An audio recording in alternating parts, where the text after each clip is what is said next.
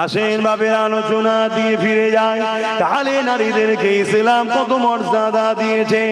এখানে আর একটা কথা বলে যায়, গত পরশু দিনে আমার পশ্চিম বাংলাতে আর একটা মহিলা এবিপি নিউজে একটা বক্তব্য দিতে গিয়ে বলেছে ইসলাম নাকি সন্ত্রাসী ছড়ায়, সন্ত্রাসী সমাজ, সন্ত্রাসী ধর্ম, ইসলাম ইত্যাদি ধরনের কথা বলেছে। শুনেছেন?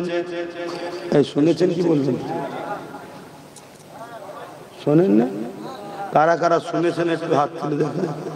এই কথা কেউ শোনেন, বাকি হাত নামান। কিন্তু উত্তরপ্রদেশে যখন আম্মাজান আয়েশা হুজুরের উপরে আঘাত দিয়েছিল এক চরিত্রহীন মানবরূপী মহিলা, মানবরূপী পশু মহিলা, সেটা আমরা শুনেছিলাম না শুনিনি? কেন শুনেছিলাম জানেন? ওই বিষয়টাই আমাদের গ্রামগঞ্জের মোল্লা মৌলভী সাহেব সবাই বিরোধী করেছিল। আর আমার রাজ্যে যখন এবিপিতে বসে এক মহিলা, সে নাকি এবার বুদ্ধিজীবী, শুনছেন তো নাকি? সে নাকি এবার বুদ্ধিজীবী, মায়ের জাত হও, এই বেশি কিছু বলছি না, এতটুকু বলতে পারি, এরাই হলো বড় সন্ত্রাস। কথা বল, এরাই হলো বড় সন্ত্রাস। কেন এদের সন্ত্রাসীর মুহূর্তের জবাব সর্বসময় ইসলাম দেয়, তাই এদের ইসলামের উপরে রাগ। কিন্তু দুঃখের বিষয়, এই নিয়ে কোনো আন্দোলন আছে? আর আজকে তবুও এই মাহফিলে এসে আমি প্রতিবাদ করছি না করিনি?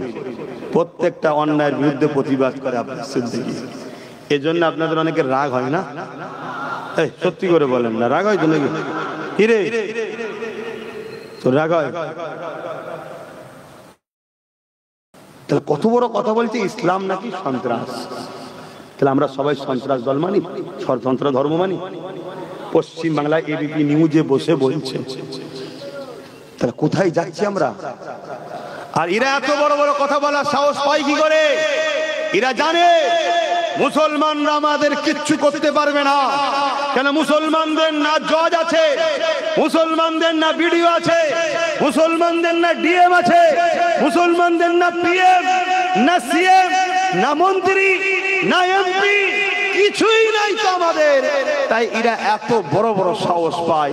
মুসলমান এতটুকুই করতে পারবে, হয়তো রাস্তায় নেবে একটু হই হই করবে, যত হই হই করবে আমি তত ফেমাস হব। শুনছেন তো নাকি? এই সমাজে কিছু মানবরূপী পশু আছে, সে পুরুষ হোক আর মহিলা হোক, আমি তাদেরকে দায়িত্বহীন ভাষায় বলে দিই, তোমরাই হলে বড় সন্ত্রাস, তোমরাই হলে আতঙ্কবাদী, তোমরাই হলে সমাজের জন্য ক্যান্সারের থেকেও ভয়ঙ্কর।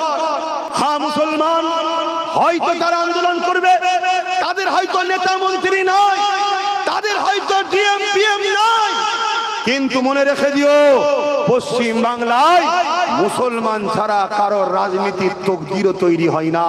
অতএব আগামী দিন আমাদের উপরে, ইসলামের উপরে যে আঘাত বারবার হচ্ছে, এই আঘাত দেখে দেখে আমরা শিক্ষা অর্জন করছি। আগামী দিন আমরাও তাদেরকে জবাব দেব। গণতান্ত্রিক প্রক্রিয়ায় যারা আমার ইসলামের গায়ে দাগ লাগাচ্ছে, কোরআনের গায়ে দাগ লাগাচ্ছে, তাদেরকে আমরা জবাব দেব, হ্যাঁ কিনা? হাত তুলে আল্লাহকে সাক্ষী রেখে